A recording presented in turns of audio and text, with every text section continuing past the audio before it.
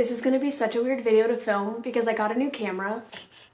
I keep looking over here because my viewfinder, okay, I hate this. Where's my old piece of shit? For some reason, I'm getting really nervous talking to this camera because I've never talked to you before. It's a really strange feeling. This is my old camera and it's literally so broken. It's not even funny. Like I needed a new camera so bad, but I've never had a nice camera before. Okay, like my camera's nice, sure, why not? I mean, she's okay, but I've never had like a fancy camera. Like she was so easy and this one's so big and bulky and I'm so intimidated looking at you right now. It's actually terrifying. And I keep looking at the viewfinder, which is just like in Africa. I don't know why it's like over here instead of above the camera, like this. But I literally broke the screen off my camera. She's super glued on. At one point I had rubber bands wrapped around this because the super glue just like wasn't strong enough. It's also like blinking something at me and I don't know what that means. I don't know what that means. I don't know what it was trying to tell me, but I'm just gonna keep recording and I'm really gonna hope for the best here. I hope this is a video. I hope that I'm filming myself. I think I'm filming myself. But anyways, I've had the same camera like I was saying since I started YouTube. It's so broken,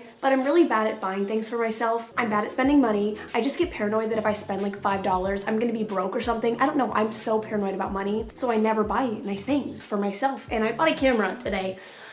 So we're gonna say goodbye to old Rusty McGee here. I'm probably still gonna use this every once in a while because it's still like a good camera and I don't know if I can carry you around. You're just so big. Hey y'all, I just thought I should tell you guys that I finally got a new camera. Finally. I also like don't know how to use technology. I'm gonna go on a huge rant at the beginning of this video. I'm sorry. I don't know anything about technology. I can barely use my fucking iPhone. And so when I got this camera, I was like, I don't know how to change settings. Like I never had to change settings on this one because it was like there already. It was like good. But I don't know how to change settings. But also the review said this was good for beginners and I'm 100% a beginner. So hoping for the best here. I'm just a wee laddie who doesn't know how to use technology. I'm good with hands-on stuff. I can build shit. I'm kind of crafty, but I can't do technology at all. It's just too much. But anyways, I'm back and I have more of your paranormal stories that I'm really excited to read. I have not filmed one of these videos in a long time and I feel like every time I record one of these videos, I repeat that same thing. I was looking through the email last night and I found 2 stories that I want to read. One of them is so fucking long. I don't know how long this video is gonna be. I mean, they're both really long, but when I say long, I mean like really long. For the first couple of videos with this camera, you're gonna have to get used to me like looking over here for a little bit. I just keep looking at the viewfinder. I don't know why, but I keep seeing myself like looking.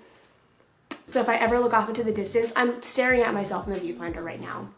I'm so sorry for this.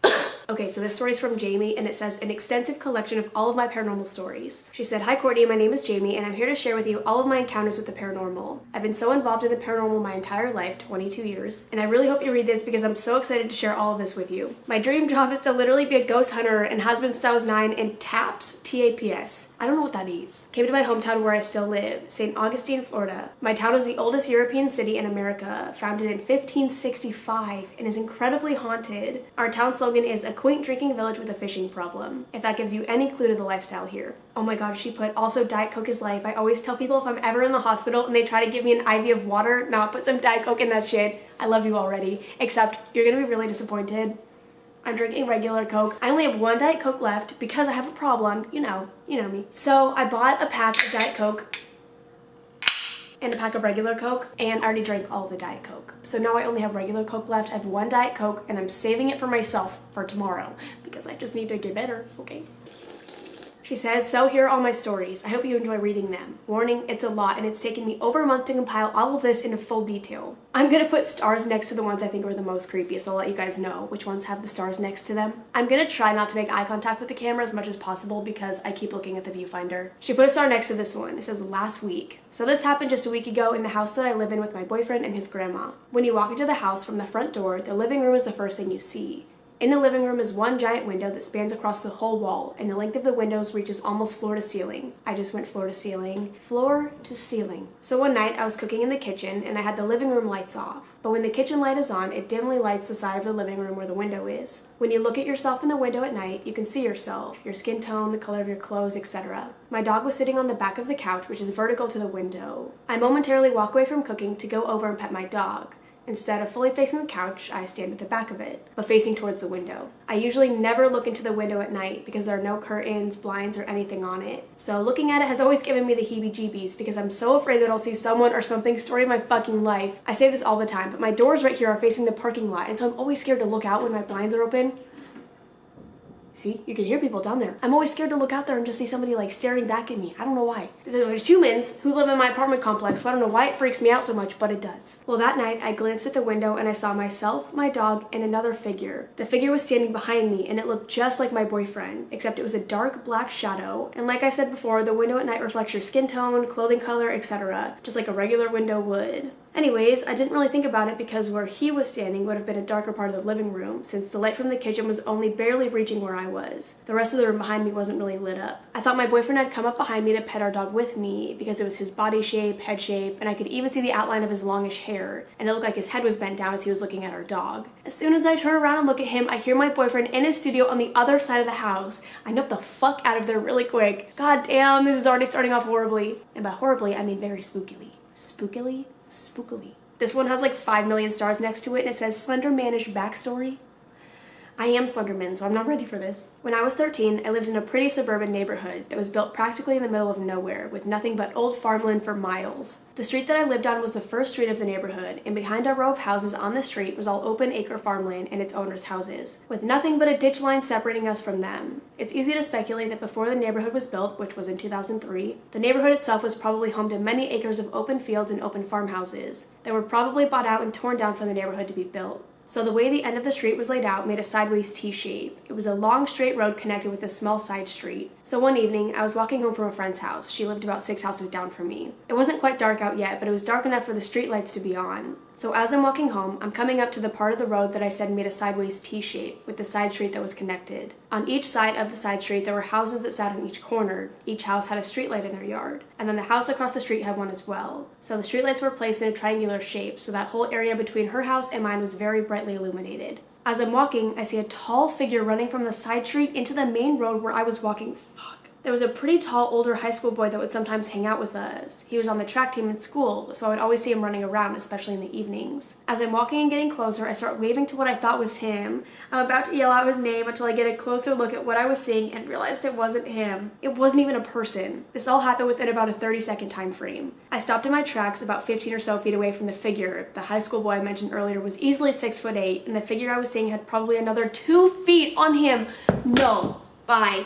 I can't. I noticed that the figure is probably about 8 feet or so tall. Holy shit. Very skinny and featureless. It was a dark gray, it had arms, legs, a head, but no features. I couldn't even make out any hair or a face or even clothes, and like I said, it was running under the illumination of 3 streetlights combined. The next thing I noticed was its speed. It was running faster than I'd ever seen anybody run before. It ran from the side street, crossed my path, and disappeared in between 2 houses that were right next to me. I can't. This is like just the beginning too, you guys. Because all of the houses were spaced so close together, between each house were 2 privacy fences around each backyard, basically just back to back, creating a wooden wall between each side of every house. These fences were all the same shape, size, material, each standing at about 7 feet in height. So I kept walking, and I look in between the 2 yards where I just saw it run less than 5 seconds earlier, and there was nothing there. There was no way a human could get up and over a 7-foot fence that quick, especially since each fence was flat and there were no places to put your feet or climb over. I was so freaked out by what I had just seen that I ran the rest of the way home, which was only 3 houses down from where I was. When I was 16, I started using a Ouija board with my friend Kayla, who had the same interest in the paranormal as I did. People keep making noises whenever I start reading. I remembered what I saw that night and began to ask the board about it. I asked if it was a ghost of somebody who might have died on that land, and it said no. Then I asked if it was still around or in my life, to which it thankfully replied no. 9 years have passed since that night, and I still have no idea what I saw, why I saw it, or where it came from. I don't think it was Slenderman, but that's the only thing I can even closely resemble it to when I explain what I saw to people. Whatever it was, I hope I never see it again. This one also has like 5,000 stars next to it. I'm pretty sure she put a star by every story because they're all creepy as shit. So every night I would sleep with my room pitch black, ceiling fan on, and another floor fan I kept on full blast for noise and to make my room super cold.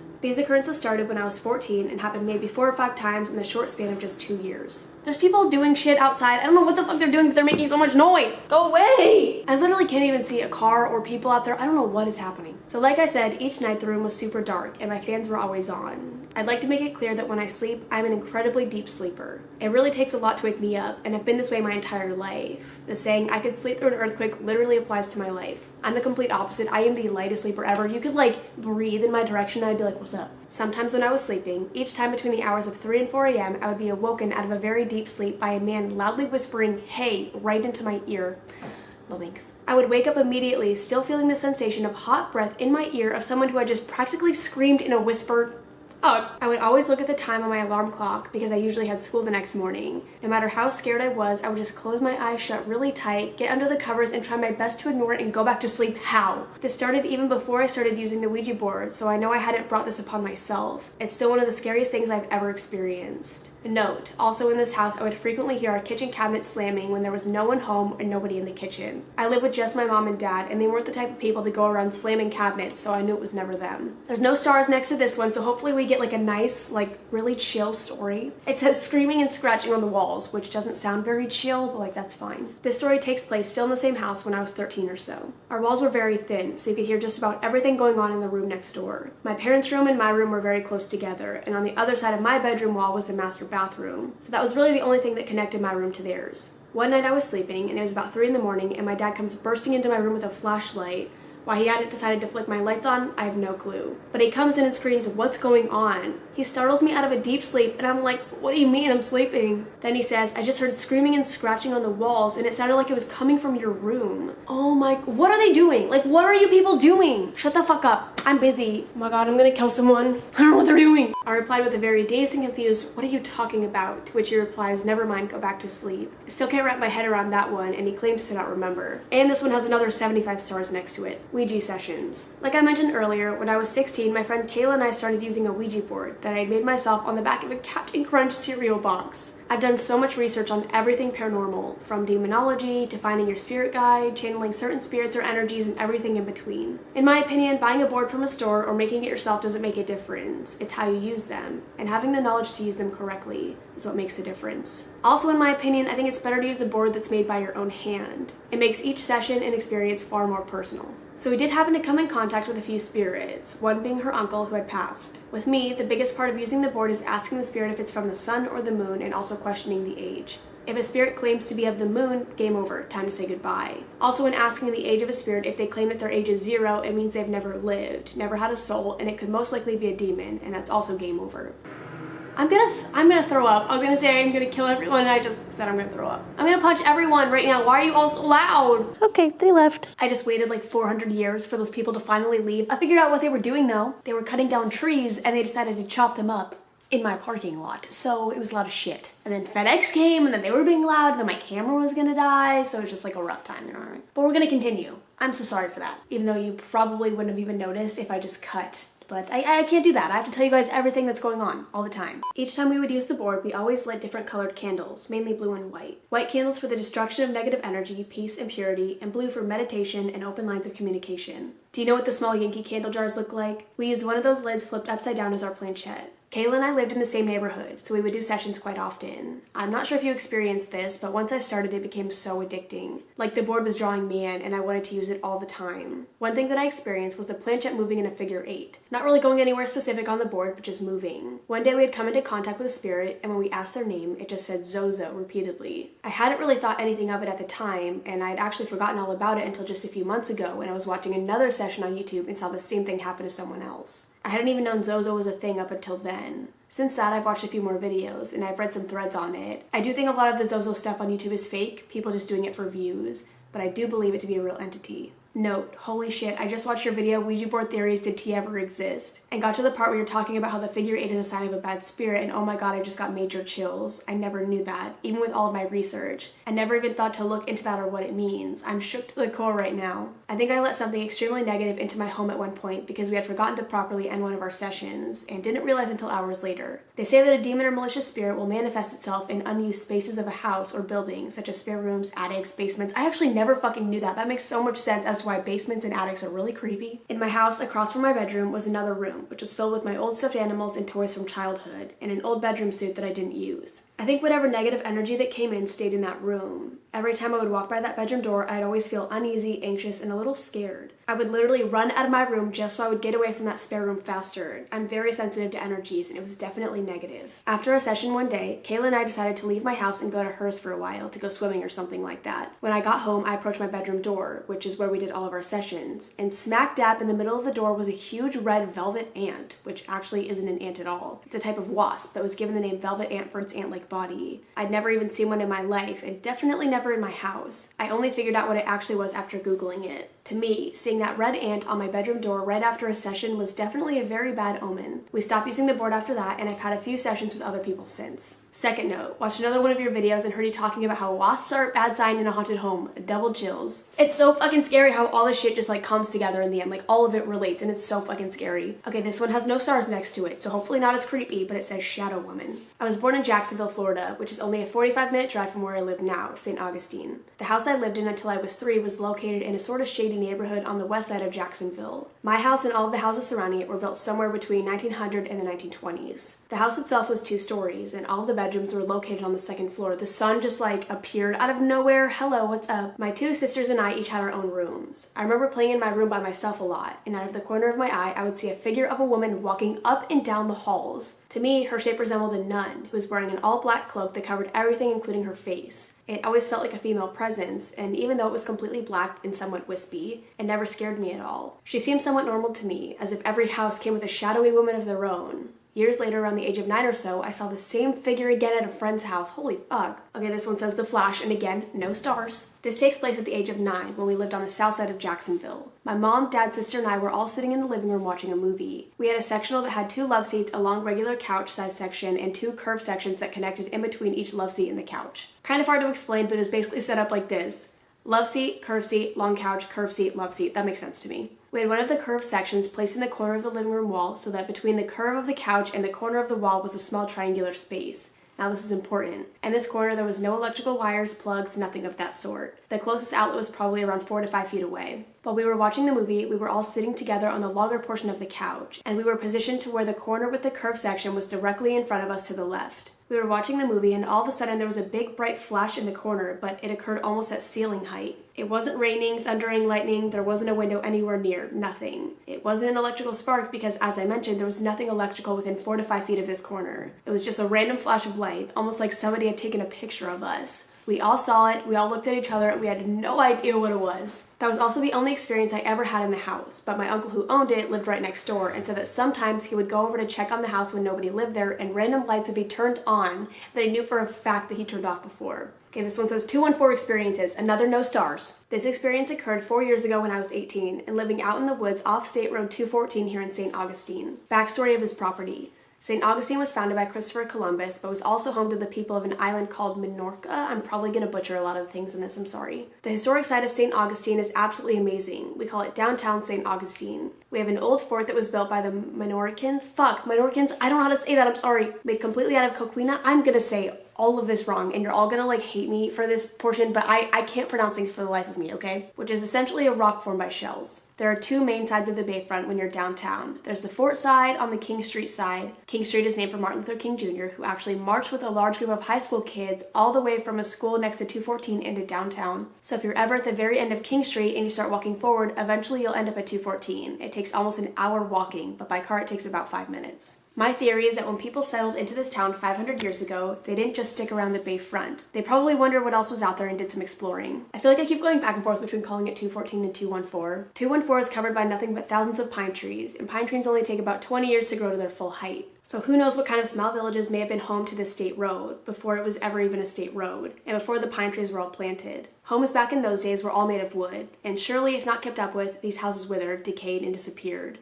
On my small dirt road near the beginning of 214, there were only 7 houses. In front and behind the houses are nothing but woods for miles. I lived in my ex-boyfriend's parents' house where he grew up. We rented the house from them because his grandmother had died, so they moved into her house. They told me that one day they were digging around in the yard and found 1800s era medicine bottles buried in the backyard. When I lived there, kids used to play in the woods and find medicine bottles just like the ones my ex's parents found. So obviously that land was home to others long before they were even there. My experiences. Number 1, when we moved into the house in 2014, I was 18 years old. Right off the bat, I got such an intense feeling of unease whenever I was alone in the house, especially at night. You would walk outside with no streetlights and nothing but woods all around. I constantly had the feeling that I was being watched. My ex wasn't into the paranormal, and he couldn't sense or feel things like I did, at least he claimed he couldn't.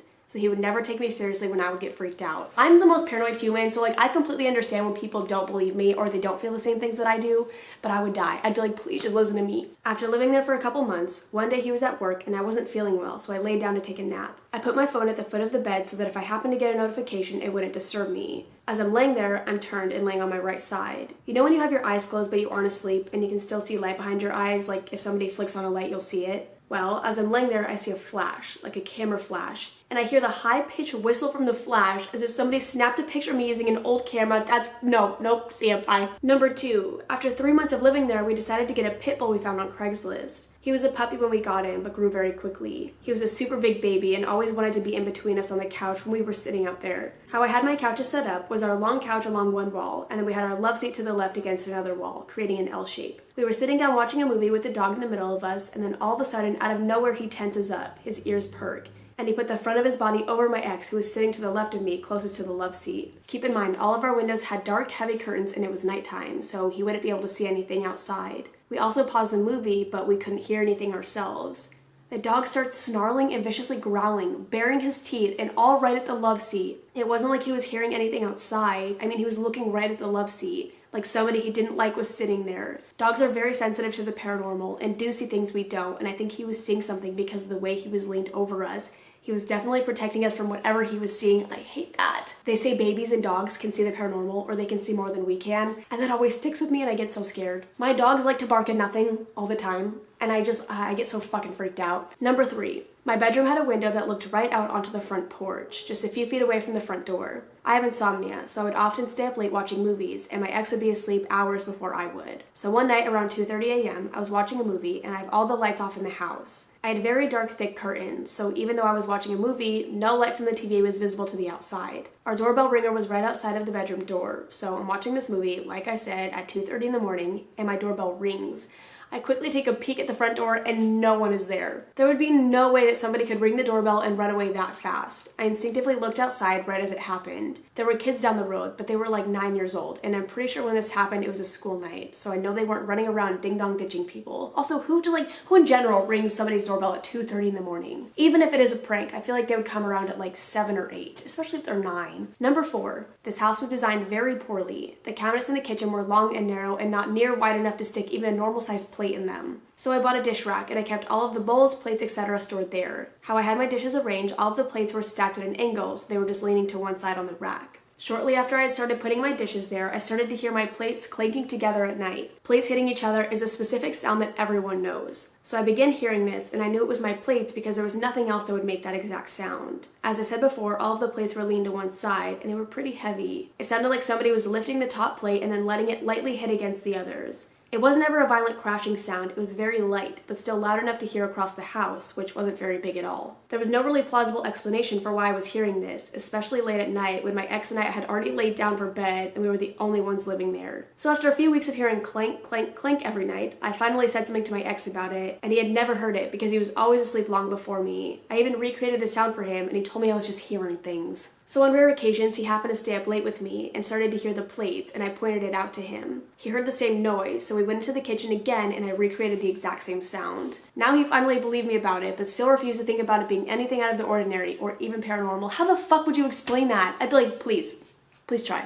I'm listening. Okay, my great-grandpa. My great-grandparents on my mother's side lived in a very small town in West Virginia called Summersville. They were married as teenagers, and my great-grandpa and his brothers built the house they lived in and raised their children in. My great-grandpa passed away when I was 3. I only have a few memories of him. When I was 7, we went up to visit the family, and my sisters and I stayed in the upstairs bedroom. At the top of the stairs to the left was a very small sewing room and a big bedroom with 4 beds to the right, so the upstairs portion of the house was very small. My sisters were older than I, so I had to go to bed earlier than them. I would always have my mom leave the stairway light on because I was afraid of the dark. So one night I'm trying to fall asleep and I hear somebody coming up the stairs, so thinking it's my mom or one of my sisters, I turn to look at the doorway and I see my great-grandpa. He was wearing his usual blue jeans, working boots, flannel shirt, hat, and glasses. He looked at me, he smiles and waves at me, and turns and walks back down the stairs. I wasn't scared at all, even though I knew he was gone and that it was a ghost. It was a nice experience. My mother was in the upstairs bedroom the next day and said the hangers in the closet started to sway back and forth as if they were being pushed. She said there was no breeze in the room or even a draft. She definitely wasn't the type to make up stories. Still to this day, I'm the only one Pop has shown himself to, and I hold that very close to my heart. That's fucking insane. I love hearing your guys' stories like that. They're just so nice. My back is about to break.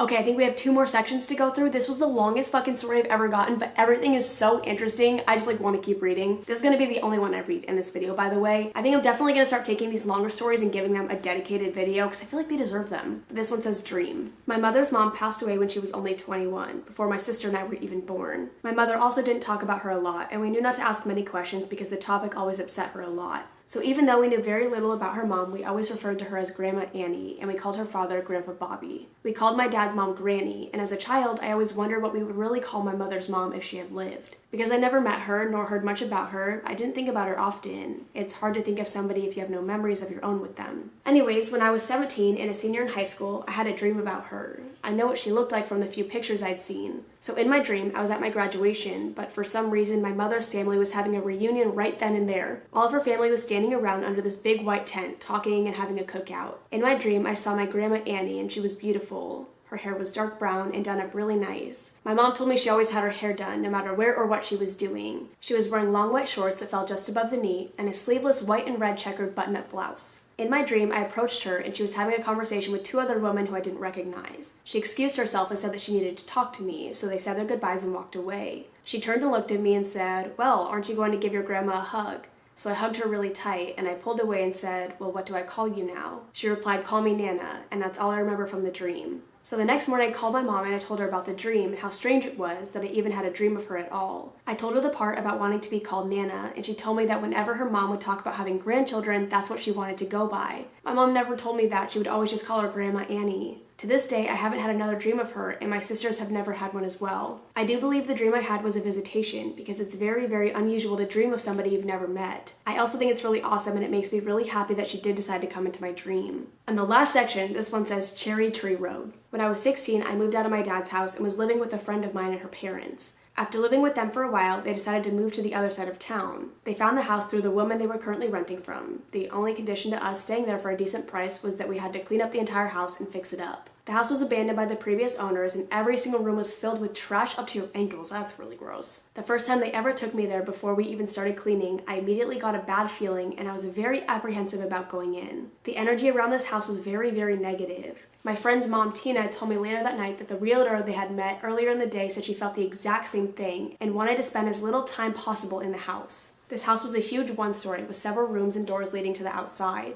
There was an in-ground pool in the back, and the house itself was sitting on 5 acres of land. One day I decided to walk the land, and once I was about halfway through the other end of the property, I found a weirdly placed statue of an angel in a praying stance in the middle of a clearing. I always wondered if that could have been a grave of a small child, and I'm almost positive it was. First encounter. This takes place the first time I ever went to the house. Walking through the house into all the different rooms, I would often hear footsteps or running. We had all of the doors open, and all of the doors to the outside were French doors, and like I said before, there was a lot. As we were about to leave, I walked outside, and to the right of me, somewhere in one of the rooms, I heard doors slam, and I asked Tina if she heard it, and she said it was probably just her husband, but then he walked out of the garage, which was on the completely opposite side of where I heard the door slam. Second encounter. This experience didn't happen to me personally, but after it did happen, everyone began to believe me when I said the house was haunted. When we were fixing up the house, we repainted every room, redid the hardwood floorings, etc. So one day, when we were working on the floors, I went with everybody to Home Depot, and one of the boys who was helping stayed behind to keep working. He was going back and forth from using the table saw, which was in one room, to the hallway he was working on. He finished cutting a piece of wood and went back out into the hallway to fit it in.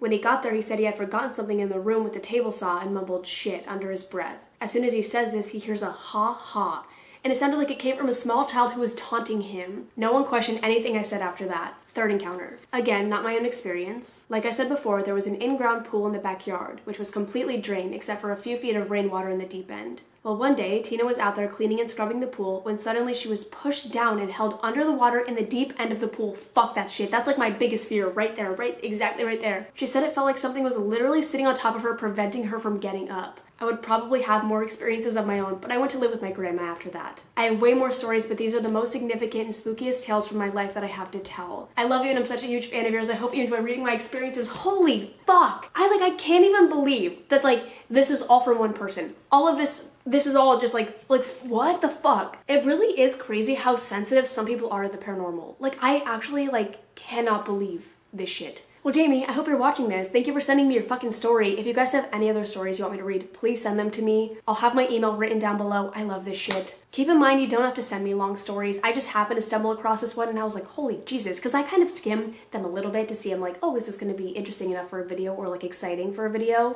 And I started reading this and I was like, god damn. I didn't think it would be this long, but like I'm really glad it was. But I really hope you guys enjoyed. This video took me so long to film because of all the noise outside and me trying to figure out my fucking camera. So I'm gonna go. My back is killing me, but I love you guys and I will see you in the next one. Bye. Oh my god, saying bye is so weird because the viewfinder's over here and I just like normally go for the viewfinder, but I'd have to like swerve. Oh my, I also feel like it keeps up with me really well. Like I feel like my old camera when I would move for like, oh, I just spilled Coke. I'm stupid and ugly. No, Courtney. Oh my god, I'm such a spaz. This is why I can't have nice things. I just spilled Coca-Cola on my carpet. Oh, I'm so dumb. Okay, it doesn't look like there's a stain.